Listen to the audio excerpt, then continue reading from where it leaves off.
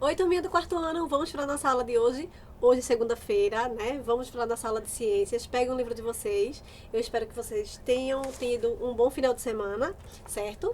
Então, vamos agora para o início da nossa quarta unidade, certo? No livro. Então, abram aí na página 22, certo? Quarta unidade, em busca do equilíbrio. Então, nessa unidade, nós vamos estudar um pouco sobre a vida e a evolução, certo? Nós já vimos a cadeia alimentar, as teias alimentares, certo? Cada tipo de seres no seu grupo, né? Os construtores, os produtores, os consumidores, os decompositores, né? Então a gente já viu tudo isso. Então nessa unidade agora nós vamos ver esse equilíbrio que a gente deve ter um com o outro, né? Um ser precisa do outro. Então é a continuação. Nessa imagem aí da página 22, porque o livro de tia abre para cima, né? Vai abrir assim. Mas aí vocês vão conseguir abrir ele, né? De uma forma melhor. E vão ver aí que é uma arte, certo? Mostrada aí, certo? Em tela. Que vocês vão estar observando aqui, que são. Aqui é um rio. Aqui é a parte de um pescador, né? Olha, ele tá sentado aqui, ó. Pescando, não é isso? Aqui, ó.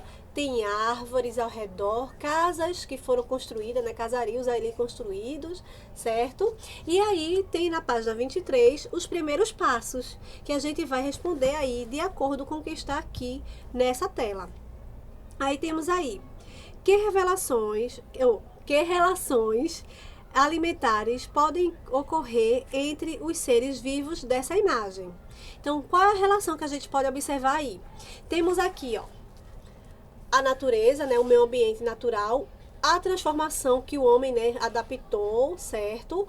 Com o rio, pode retirar do rio, pode retirar seu alimento, pode fazer casas, né, ao redor aí, né, das árvores, no solo, certo, para sobreviver. Então vocês podem colocar aí no primeiro ponto que a troca, né, pode ocorrer dessa forma. Pode ocorrer que os seres vivos um depende do outro. Então o homem precisa pescar para se alimentar, o homem precisa deixar aquele rio sem ser poluído, né, limpo continuamente para que tenha exatamente peixes e preservar aquele ambiente que aí foi mostrado na imagem, certo?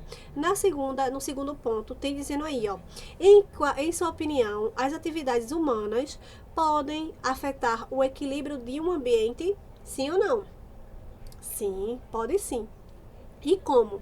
A gente pode dizer, né, que o homem pode, quando ele utiliza-se do rio de uma forma errada, na época da pescaria mesmo, na desova, não pode pescar. Por exemplo, desmatando, né, cortando árvores e não replantando, jogando lixo e esse lixo indo para esse rio. Então esse ambiente foi transformado e se as ações do homem forem ruins, as consequências também serão. Certo? Então, vocês podem colocar aqui sim e vai dizer como. Aí dê a sua explicação aí, ou senão pega a dica no que Tia falou agora. Então, vamos aí. Nessa página 24, tem aí naturalmente equilibrado, certo? Olha aqui. E nós vamos observar aqui dois ambientes. Vamos lá. Todos os elementos da natureza estão de uma forma, né, conectada. As cadeias alimentares, né, e as teias, lembram que a gente já estudou? É um conectado ao outro. São exemplos de como os seres vivos, né, que são seres bióticos, eles precisam um do outro para sobreviver. Então, tem uma conexão um com o outro. Cada um tem a sua função. Lembra dos decompositores? Se eles não existissem, quem iria fragmentar o nosso corpo ou o corpo daquele ser vivo, de planta, de animais, de humano, quando morresse? Você entendeu? Então, cada um precisa estar, né, num ambiente, né, para fazer o seu papel. Então, é um conectado com o outro. Sem esquecer, né, não podemos esquecer dos elementos sem vidas, os abióticos. Os bióticos são o com vida, os abióticos não têm vida, certo? Como a água, os abióticos são água, ar, solo, luz e minerais. Mas eles, os seres vivos como nós, precisamos dele? Sim, sem eles não conseguimos viver, não é isso? Então, no meio ambiente, né, naquela natureza, precisa existir esses dois elementos. Então, um depende do outro, né? Tem cada um a sua função e a sua importância na vida. Aí, vamos aí ver características, certo, de habitat de dois exemplos. Aí, o primeiro exemplo é uma floresta, certo?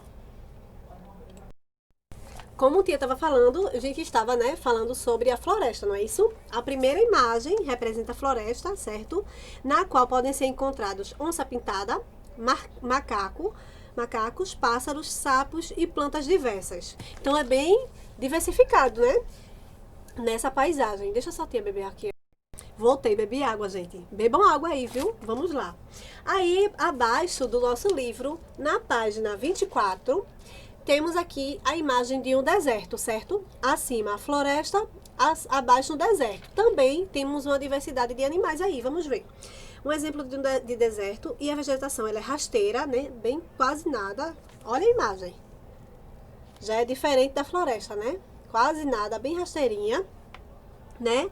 E rara de animais adaptados e animais adaptados à falta de água, certo? Como lagartos, hienas e certas aves. São típicos desse ambiente. Então, temos aqui, ó, a imagem de vários animais, né? E a vegetação aqui é adaptada também a esse ambiente. Totalmente diferente. Esse aqui é mais úmido, né? Na floresta já chove mais, tem mais diversidade de plantas de alimento, já aqui diferente. Vamos para a página 25. Temos aqui na página 25 a imagem aqui de outro ambiente. Vamos ver que ambiente é esse, que é um ambiente no Ártico, né? A neve toma conta da paisagem, fica bem branquinho, certo? Os animais, né, de coloração clara e muitos pelos, como coelhos, raposas e ursos, são comuns nesse ambiente. Então, existem outros animais? Existem, né? Podem ver aqui, ó. Mas os outros também, né, de pelos e o seu pelo é bastante no seu corpo para fazer, né, para esquentar, fora a gordura dos animais, né, que eles acumulam ali no corpo dele. Mas não vamos falar dos animais não, só não. Vamos falar desse ambiente aqui. É totalmente diferente desses dois, não é isso? Então vamos responder a tarefa aí, tarefinha de classe, esse jogo rápido, certo? Tem dizendo aí na sua opinião, mas aí a gente pode fazer juntos. Vamos lá? Jogo rápido. Após observar atentamente, as imagens anteriores, converse com os colegas e responda as questões propostas. Certo? Letra A.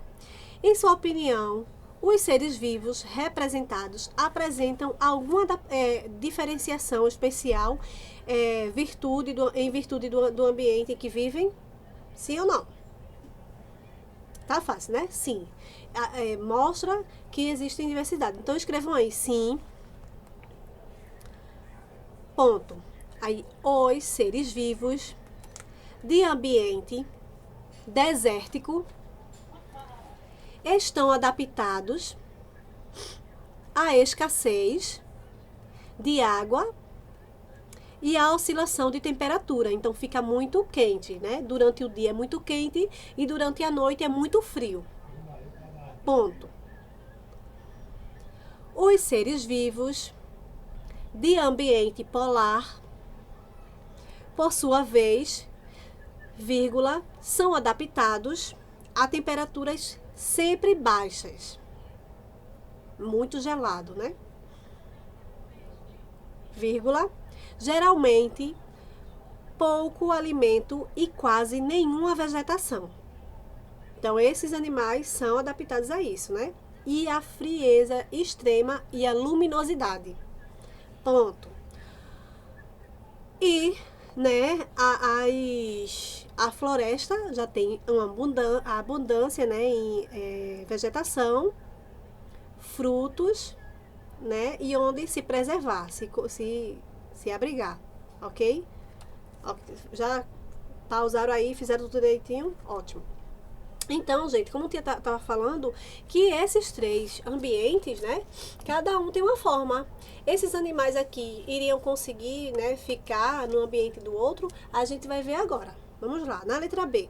Na sua opinião, o que aconteceria se esses seres fossem trocados de ambientes? Iria prestar? Vamos ver. Acho que não, né? Vamos lá.